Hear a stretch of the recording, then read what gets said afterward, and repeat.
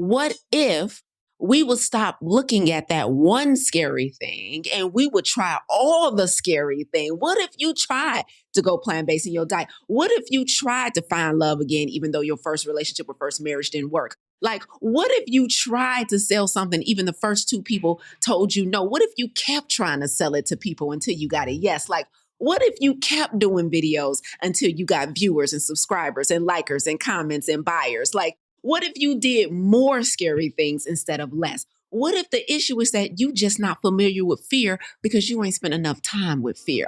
The issue is not your fear, it's the lack of the so much. Optimal health is not a privilege, it's a right. However, unfortunately, the overwhelming majority of health challenges today can be attributed to lifestyle. This includes our physical activity, the quality of our relationships, stress, purpose and fulfillment, and of course, our diet. But what if there was an alternative? What if we could prevent and combat these health challenges with lifestyle changes before pills and procedures? You are listening to the Plant Protocol podcast with yours truly, plant-based health and business coach, and now the forever voice in your head, Lisa A. Smith. It's time to come get this health.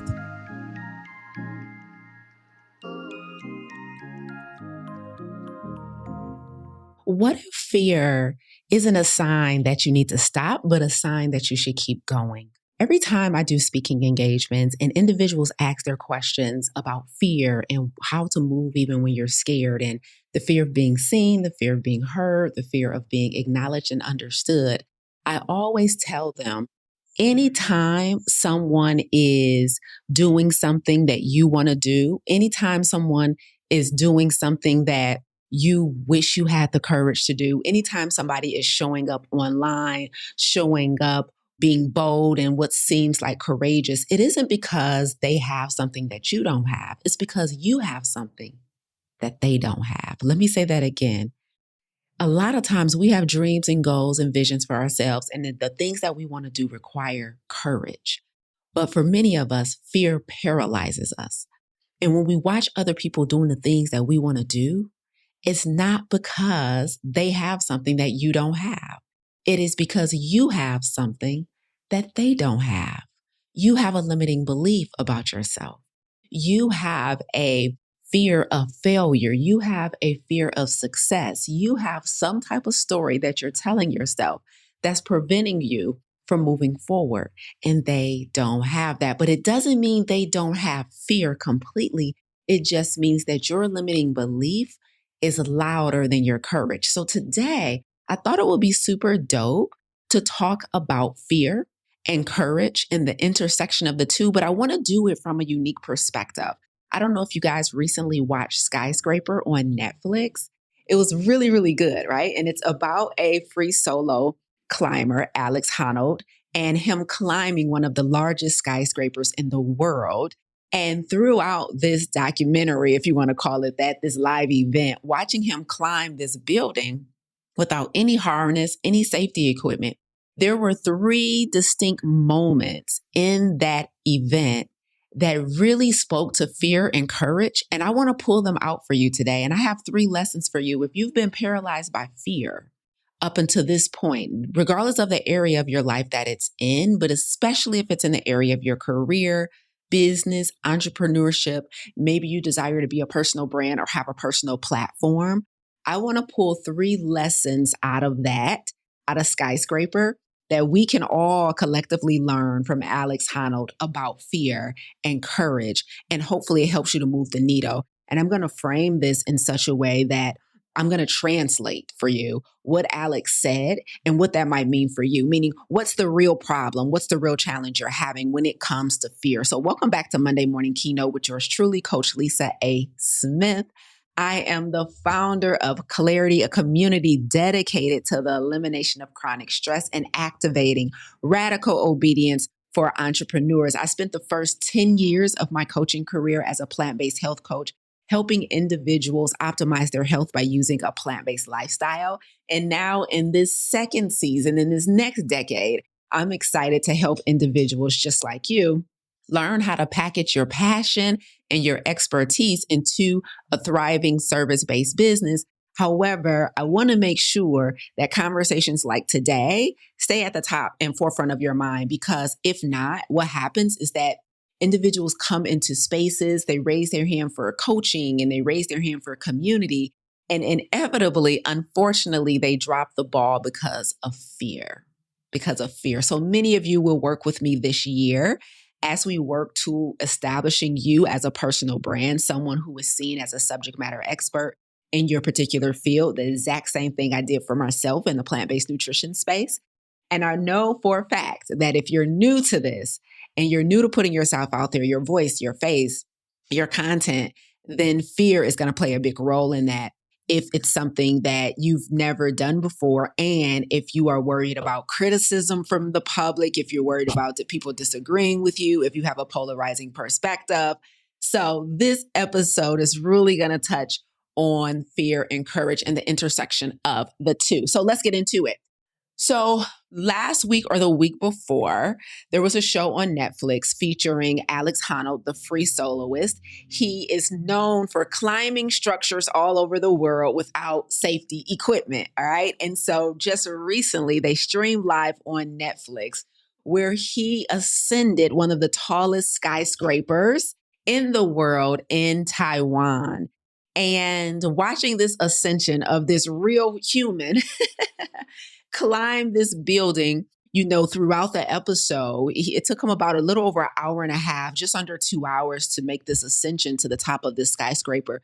But throughout the event, they shared different clips of him being interviewed and different things that he said around fear and around courage and around what does it take for someone to be willing to do something that is arguably so dangerous, ideally scary, and one slip up could mean your death, your demise, right? And I was really intrigued by several of his answers, so much so that I decided to bring it to you guys and talk about this. So what we do know, all of us watching here, I'm willing to bet money on it, is that we are not free soloists, right? None of us climb mountains or buildings with no security, safety equipment for a living, right? So the first thing I want to point out before we get into these 3 lessons today is you ain't gonna die, okay? So if it is putting yourself out there in your business, if it is creating content, if it is recording a podcast, if it is writing and finishing a book and making it public for other people to read, guys, this is not a life or death situation. So first things first, right? Alex is climbing a building where one slip up, his finger slip, his foot slips, he could fall to his death. This ain't that. What's so dope is that you can record one video and it doesn't go well and you could just delete it and then you can go to bed. You could just sleep it off. You could just sleep it off. My first Instagram live many years ago, well over 5 years ago, I had the camera turned sideways, not realizing that Instagram require you to have a portrait orientation. I had it in landscape mode. So that video is still on my Instagram page. My very first IG live, if you find it way, way, way, way down, it is turned sideways. And it was we survived and look at us now, we're here, right? And so my first YouTube live, I don't know if I had any viewers when I switched over to YouTube, even though I had been going live on Instagram and Facebook at that point for years. But when I decided I wanted a YouTube page, right, I had to build up my stuff on YouTube. And so what's so cool about this is that whatever you're scared of right now, having a difficult conversation, making a tough decision in your relationships or your health and your career, it is likely not life or death. So thank goodness for that. So that's the first thing I want to put in perspective for us to talk through today, is that whatever you're afraid of is probably not life or death. All right. Now let's get into these 3 lessons that Alex taught us as he was scaling one of the tallest skyscrapers in the world. And one point of the event, they, panned to Alex in an interview and they asked him, they said, what's the appeal about climbing? What do you love so much about climbing? He's done El Capitan and all these other mountains, and he is a well-known climber. And they said, what is the appeal about climbing? And Alex said he likes being in places that no one has been before. He said fear is an ever-present part of climbing because if you fall, you're going to die, right? Here's the first solution for you if you are someone who's frozen right now as we speak from fear. If you're in a current state of paralysis because you are scared, here's the first lesson we're going to take from Alex. He said he likes climbing because he likes to be in places that no one has been before. If you are afraid, part of the problem may be you're only willing to go to places that people have been before. Here's what I mean. For many of us, the way we make decisions, whether it's buying decisions on a certain item we're thinking about purchasing, whether it is decisions on who to hire for a certain service, right? I don't know if you maybe a housekeeper or maybe a coach or, maybe you're hiring, a new hairstylist, right? And for many of us, we make buying decisions based on reviews, testimonials, other people telling us, hey, it's safe to go over there. It's safe to do Coach Lisa's 30-day vegan challenge, right? I did it. It's safe. She's about that life. It's safe to hire that house. It's safe to go to that new gym. They have a class I really like. It's safe. What about on Amazon? You're thinking about purchasing something. How many of you allow the reviews to make the decision for you, right? This item says this or that. Okay, if other people said it's safe, then I'm willing to try it. What about restaurants, right? How many of y'all get y'all restaurant recommendations off TikTok, off Instagram? Like I see the food, I see pictures of the food, I see the ambiance, I see other people have been there. I see other people have dined there. And unfortunately, you're so used to making decisions based on places that already have footprints that when it comes to the thing you want to do in your business right now, you're having a really hard time pulling the trigger because you and no one you know has ever been there before, right? You're in a situation where you are afraid to go somewhere you've never been. And because you're afraid to go somewhere you've never been, and maybe you don't come from a family of entrepreneurs, and maybe you don't come from a family that was plant-based, and maybe you don't come from a family that graduated from a top university. Like you're like, I don't know if I can do it. I don't know if it's safe because I only like to do things where people have been there before. Like, of course, there's other entrepreneurs in the world, but you don't know any personally, or you don't know any that's successful, or people see them so far away. Like you watch people online, but they're not tangible to you. And so the reason your fear paralyzes you so much is because we don't have that Alex mindset. Alex says he likes to climb and likes to go places people have never been before. His footsteps might have been the first set of footsteps that were on top of that building in Taipei, Taiwan. He enjoys being places he's never been before. But for the majority of us, we only like to go based on somebody else's recommendation. We only like to go when somebody else has told us or has convinced us that it's okay to do so because they've done it.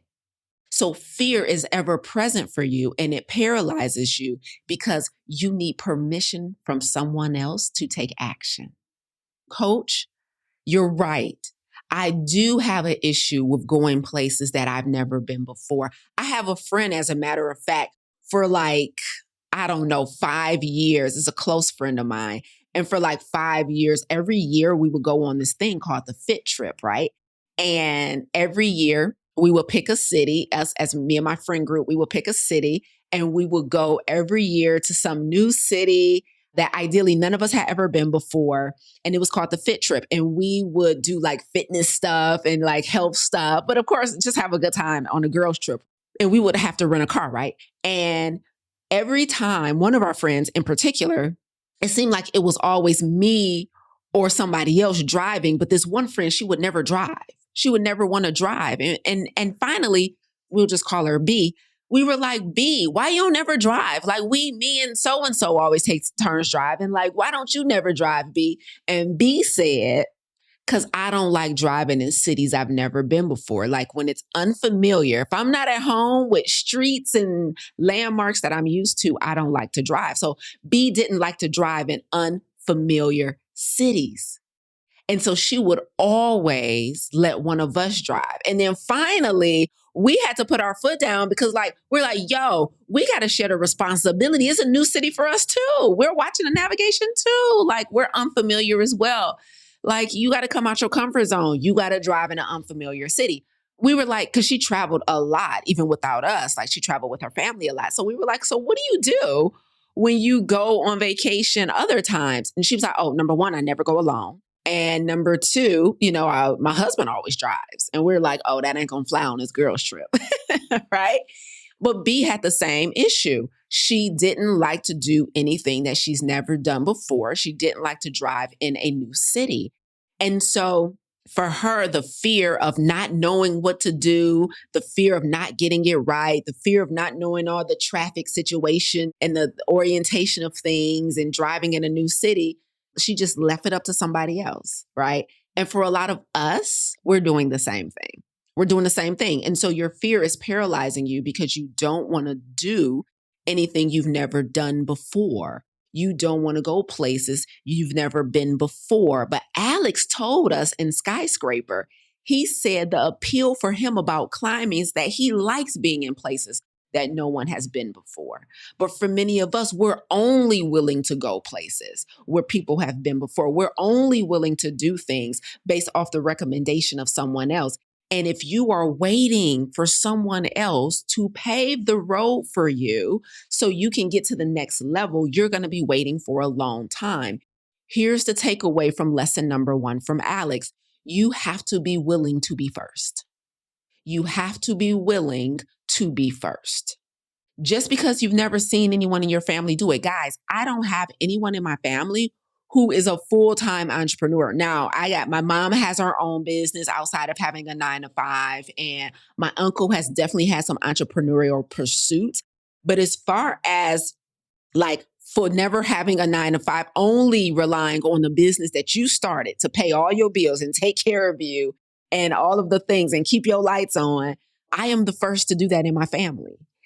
And imagine if I had slept on my gift and the vision that God gave me because I was waiting for somebody else to do it first.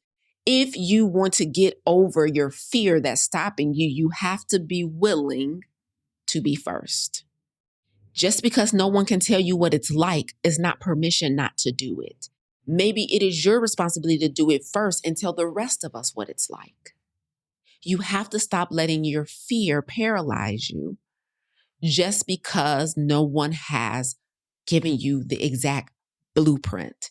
You got to be willing to be first. Okay?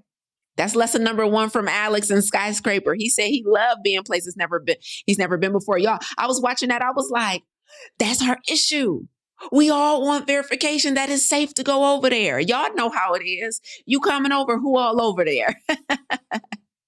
You gonna taste it? You taste it first. No, you taste it first. You gotta be willing to be first. I don't know how to cook a meal without meat. I don't know how to cook a meal without dairy. Try it first. Maybe your brother, your sister, your cousin that has a high blood pressure is waiting on you to be the first. And it is your responsibility to teach them. Who knows? Who knows? Okay. Here's the second thing I took away from Skyscraper and Alex. So they asked Alex about the actual fear, right? They asked Alex about, the fear of potentially falling to your death when he's climbing these structures, mountains, buildings, whatever it is, right? And he said something that I was like, booyah, okay? Alex said, I've gotten better at managing fear because I've gotten scared so much. Yeah. I don't see enough emojis flying up on YouTube. I don't see enough hearts on Instagram. Okay. So maybe they're not getting it. Let me translate it. Your problem could be potentially with fear is that maybe the reason you're stuck is because you haven't gotten scared enough. Maybe the issue is not the fear, but the infrequency of the fear. Maybe you avoid scary things so much that fear is so unfamiliar to you that you think it means stop. Alex said, I've gotten better at managing my fear because I've been scared so much. Now, I know a lot of you have been scared, but I don't know if you've been scared so much. Like I know a lot of you have felt fear, but I don't know if you've been fearful so much. Come on, Keynote. I know a lot of you have felt those butterflies in your stomach, but I don't know if you felt butterflies so much. Maybe the issue is not the fear itself, because Alex didn't say he was fearless. He said, listen to his words, y'all. Y'all should have watched this show. Matter of fact, go back and watch it if you haven't.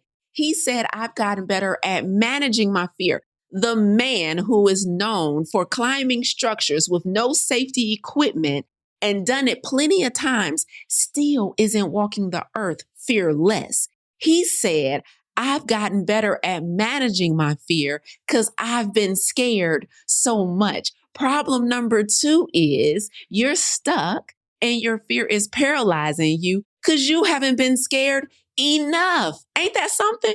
And you so unfamiliar with fear that you are interpreting fear as stop, wait, maybe I'm not ready, maybe it's too soon, maybe I should wait. You ain't been scared enough. What happens when you familiarize yourself with something?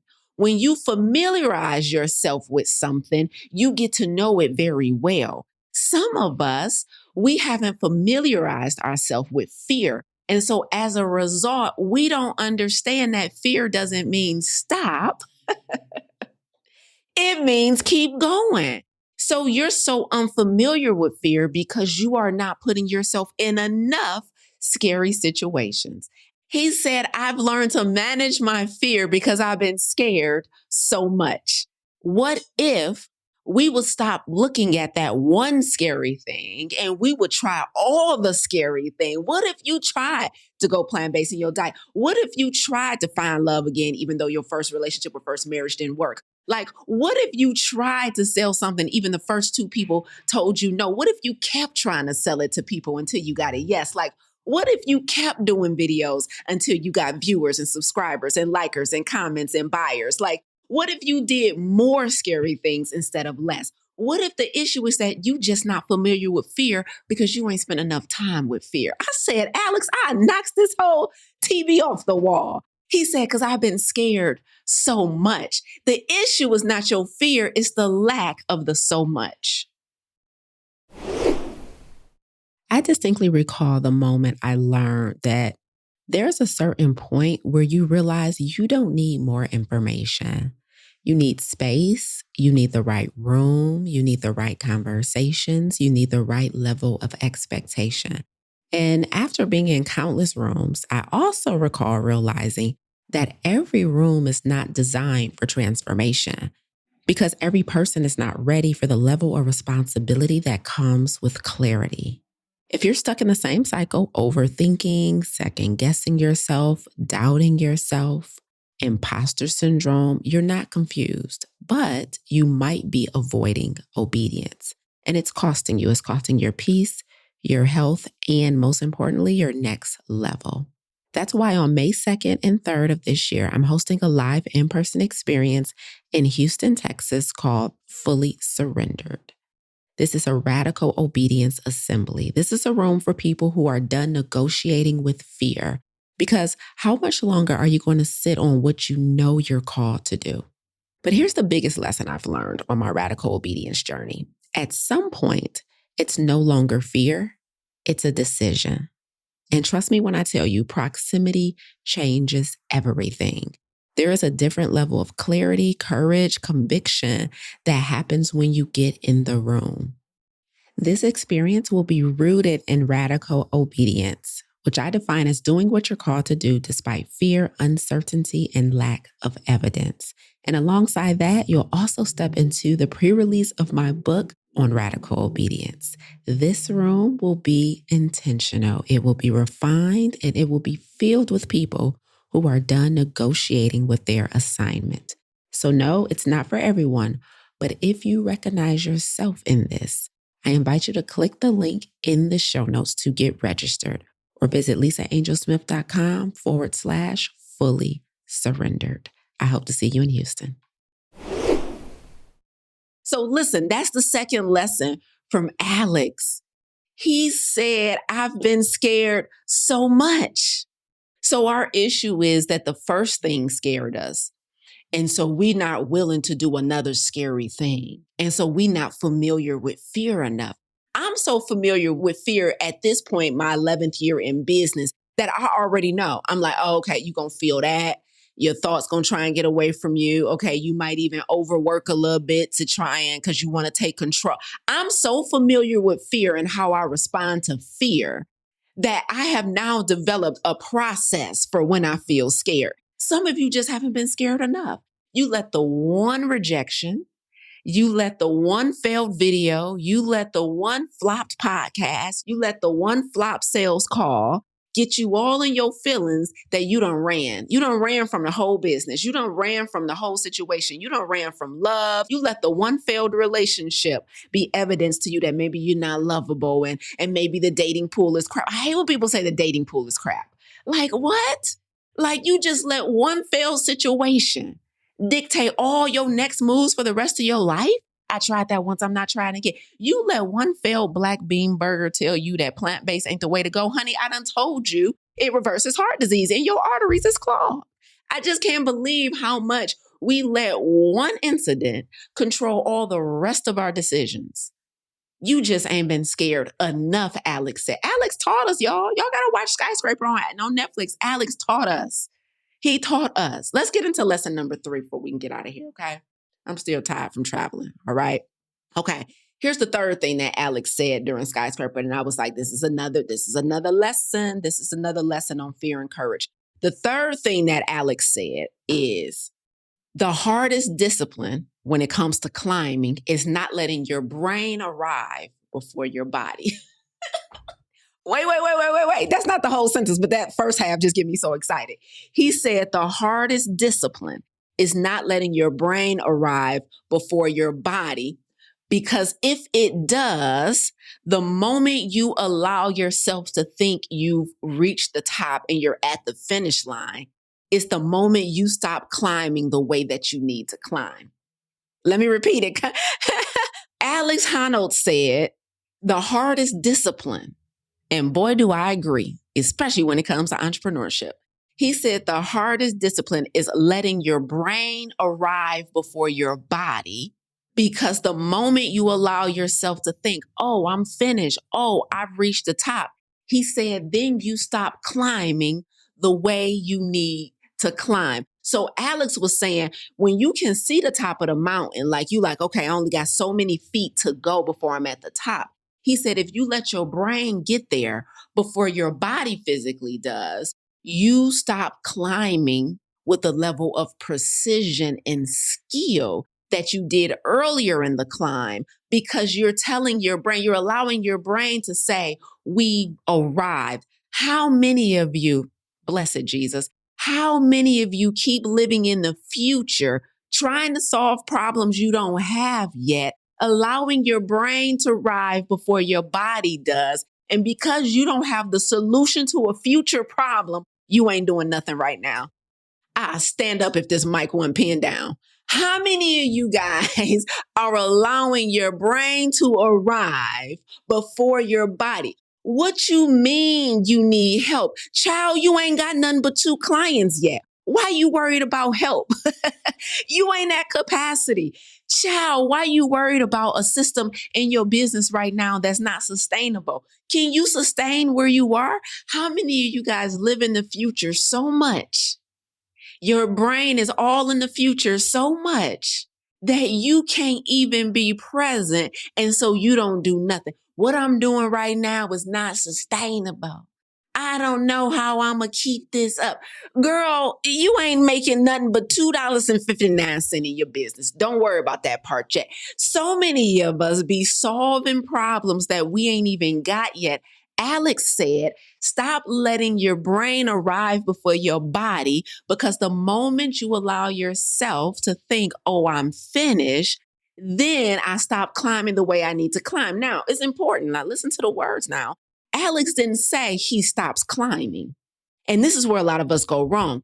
He says he stopped climbing the way he needs to climb. What I heard in my interpretation, and good morning, you're here for my interpretation. What I heard is a lot of us gets to going, but when our brain arrives before our body, we don't stop. We keep the momentum up.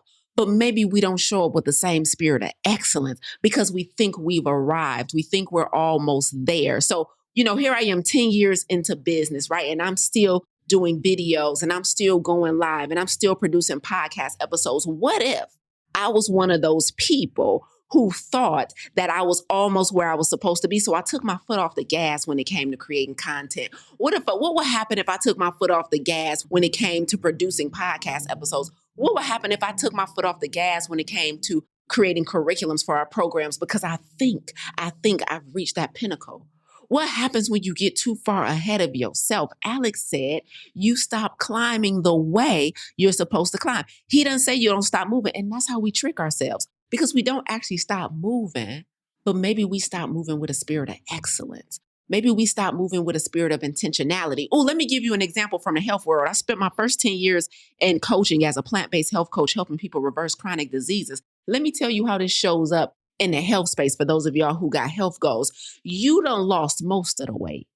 You real close to your goal weight. Yeah, indeed, indeed, indeed. You so close to your goal weight that you think you can get away with not drinking as much water every day.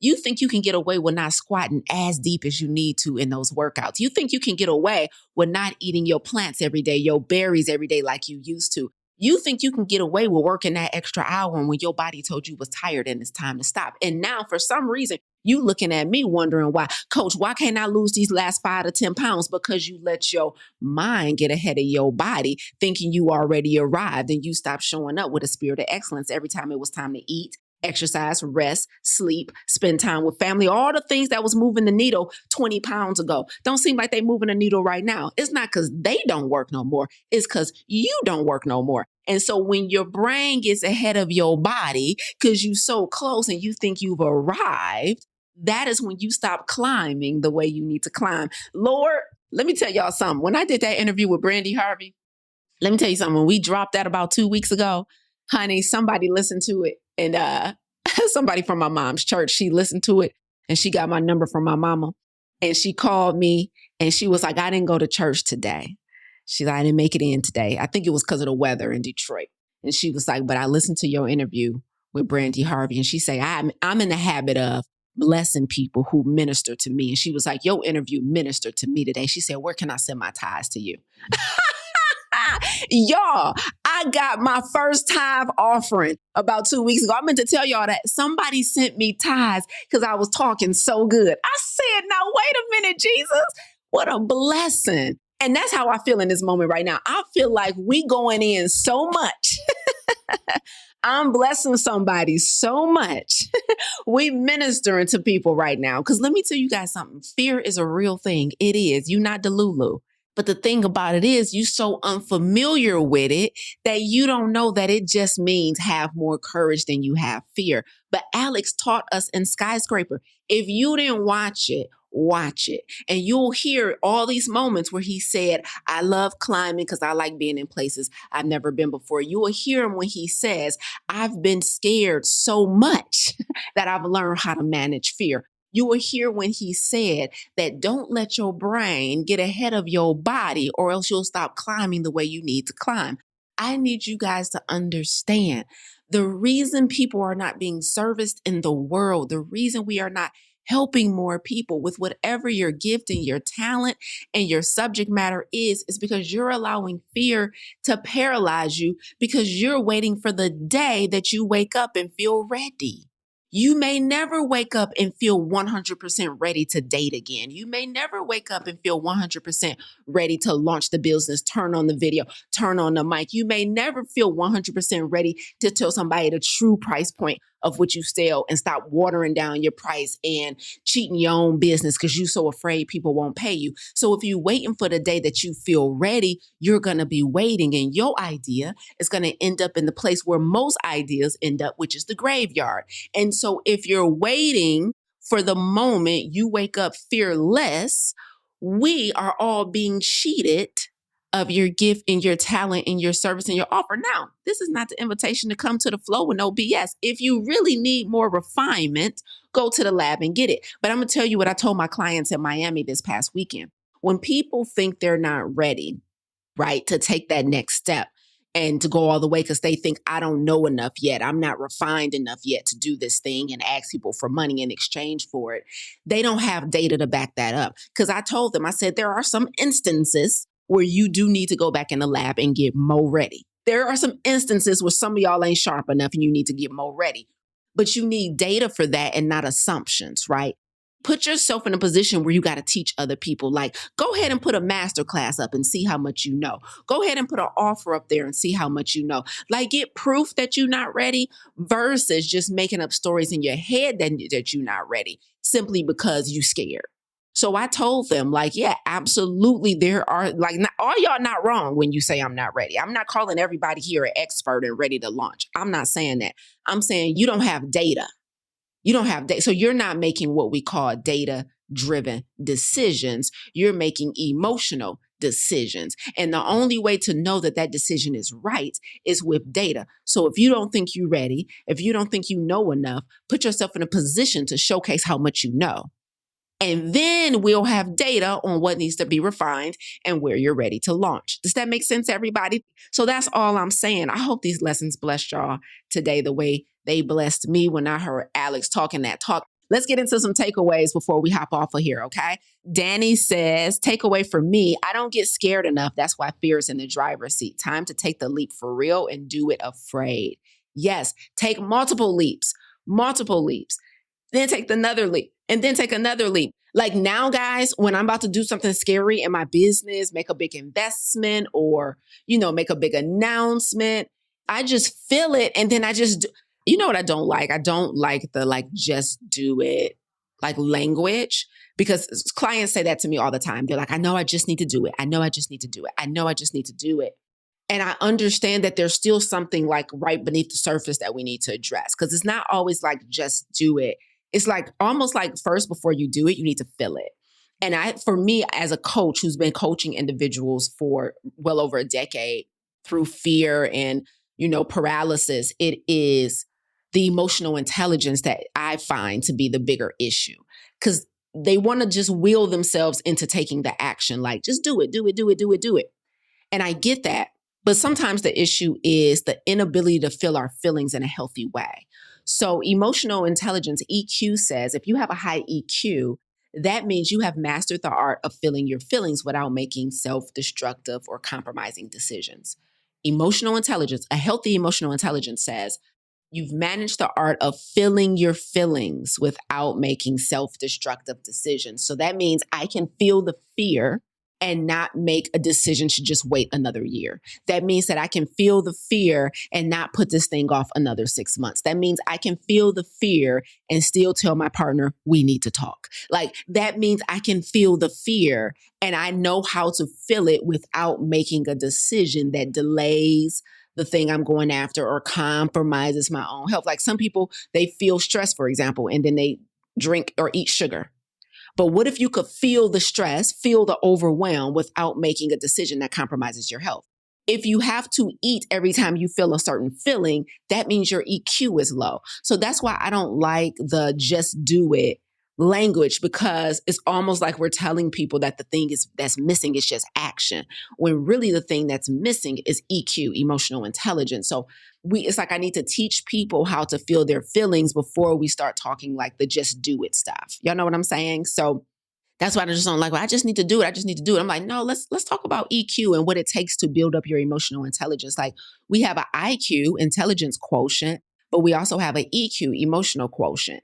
And our ability to manage our feelings and feel feelings in a healthy way without making self-destructive decisions is the best skill set you can ever develop for yourself. So shout out to you guys. Let's get a couple more takeaways before we get out of here. My girl, Kiavia, what's up, boo? Kiavia says, my takeaway is I need to continue to do it scared and rely on faith to lead me and stay my behind in the present. Yes. Ciao. I do business coaching in our mastermind, business mentorship, right? So people who are in our mastermind, our Clarity Mastermind, I assist them with building their coaching businesses, their speaking brands, right? Personal brands, right? Everything that I do. I only teach what I've done. I don't teach people how to do stuff I've never done, right? So service-based businesses who want a personal brand. That's me, right? And let me tell you, Kiavia, honey, we be in our coaching calls And they be asking questions. I love my clients so much. They be asking questions about stuff that ain't nowhere on their radar as being a problem anytime in the future. But what about if, when? I be like, what? Is that a problem right now? Is that a problem right now? If you don't get your butt back over here to the present moment, don't ask me about no future problems. We don't even know if that's the way this thing gonna go. And let me tell you how you know about whether or not you living in the future too much. All your questions start with what if? If all your questions start with what if, you in the future too much. What if is the future. That's future language. What if? If you don't get your butt back to the present and ask me about a problem that's happening right now, let me solve the current challenge versus us spending time on a future problem that you may or may not have. So if all your questions is what if, that lets you know I'm in the future a little too much. Now, the future has some value, but for some of us, it's taken over. It's taken over. And so get out the future, get out the future, get out the future. Thank you, Kiavia, for triggering me. I appreciate that. EQ before just taking action. There you go. That's exactly right. Like, work on our emotional intelligence. Like, why can I just feel a little stress? Why can't I feel nervousness? Why can't I feel anxious? Why can't I feel excitement without having to have a drink? Isn't that crazy? Soon as we feel a certain emotion, we think I got to reach for the chips. I got to reach for the cookies. I got to reach for the alcohol. That is a sign of low EQ. Why can't I feel the sadness without having to eat? Why can't I feel the sadness without having to drink? Why can't I feel the rejection without having to buy something? Some of you guys soothe yourself with purchases and spending. Like, however you're soothing yourself, why can't you feel the thing, the rejection, the sadness, the excitement, whatever it is, without having to make a decision that doesn't necessarily align with your goals in this season? You're trying to save or you're trying to get out of debt, but as soon as you feel a certain feeling, you got to go buy something. You're trying to lose weight. You're trying to get your numbers down. You're trying to get off medication. But as soon as you feel a certain feeling, you got to go eat something that goes, and it ain't a kale salad. Right? Why can't you feel your feelings without running? Why can't you feel scared without posting and running? Can you feel scared, post, and stick around for the reaction? That's emotional intelligence right there. Right? And so most of us need to work on that EQ piece before we just out here telling people, girl, just do it. Boy, just do it. Like, y'all jumping the gun with that advice, right? Like, some people really need to be coached through what it means to feel rejection, what it means to feel fear, what it means to feel uncertainty and scary, right? That's a real thing. When I teach radical obedience, my radical obedience framework, it is doing what God's telling you to do despite the presence of what? Fear and uncertainty. That's how I define radical obedience. You do what God told you to do despite the presence of fear and uncertainty. But most people don't know how to act in the presence of fear and uncertainty. And for a lot of us, that's the issue. That's the issue, okay? So that's all I have for you guys today. I will see you guys back here next Monday for another Monday morning keynote with yours truly, Lisa A. Smith. I look forward to seeing you guys then. Let me go watch something else on Netflix and see what see what dope lessons I can pull up out of this thing. Y'all have a phenomenal day. Love y'all. Bye. You tuned in today because, like me, you refuse to let your good become the enemy of your great. You're not settling for good health when optimal is well within reach. If you're ready to go from good to great, visit lisaangelsmith.com to learn more about our plant-based health coaching program, Farm to Table, and our plant-based business accelerator and coaching certification. But before you go, if you enjoyed what you heard today, please consider rating and reviewing this podcast. Until next time, remember, radical obedience is still undefeated. Stay obedient.